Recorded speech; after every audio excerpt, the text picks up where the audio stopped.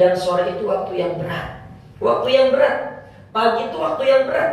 Apalagi orang mau berangkat kerja, orang pengen pergi ke pasar. Kalau ke pasar masih bisa diatur jamnya. Tapi kalau yang kerja, itu kan dia terikat sama absen, sama waktu. Itu orang mikir daripada sholat di masjid, kemudian di rumah bisa sambil nyarap segala macam tuh. Pagi itu waktu yang berat. Maka untuk membedakan mana orang munafik, sejauh mana kemunafikan dalam diri kita, lihat dari sholat subuhnya, kata ulama. Jadi kalau sholat subuh kita sering kebablasan, itu tanda kemunafikan dalam diri kita tuh masih banyak. Lihat dari sholat subuhnya.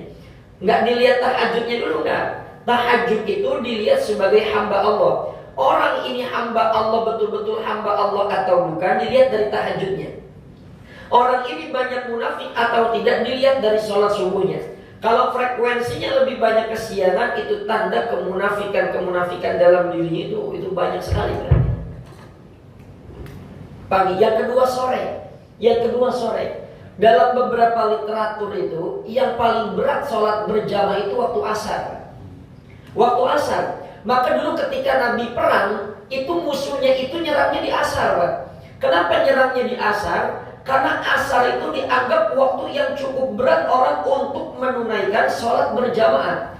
Maka dalam beberapa kitab literatur fikih itu pahala berjamaah itu besar di sholat asar. Berat di sholat asar. Karena orang ada yang sibuk dengan aktivitasnya, ada yang nunda nanti kalau udah nyampe rumah atau masih di perjalanan tuh.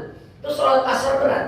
Maka kata ulama, kalau kita pengen lihat sejauh mana kemunafikan dalam diri kita, pertama lihat pada sholat subuhnya. Kalau kita banyak kesiangan, berarti kita banyak tanda-tanda kemunafikan bersemayam dalam hati kita. Kalau kita pengen betul-betul menjadi hamba Allah, lihat pada sejauh mana kita menunaikan sholat sunnah tahajud.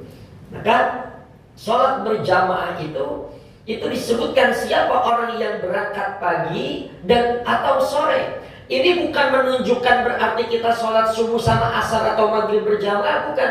Ini menunjukkan bahwa pagi itu awal, sore itu ujung.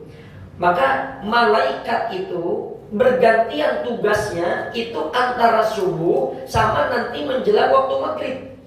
Kenapa dianjurkan banyak istighfar menjelang datangnya waktu subuh? Disitulah pertukaran tugas malaikat penjaga malam dengan penjaga pagi. Nanti menjelang maghrib pertukaran petugas malaikat yang bertugas di waktu pagi sampai sore waktu malam lagi. Maka amalan yang terbaik itu adalah istighfar. Ya. Maka disebutkan pagi atau sore ini bukan pembatasan waktu, bukan. Tapi inilah perbuatan yang mewakili aktif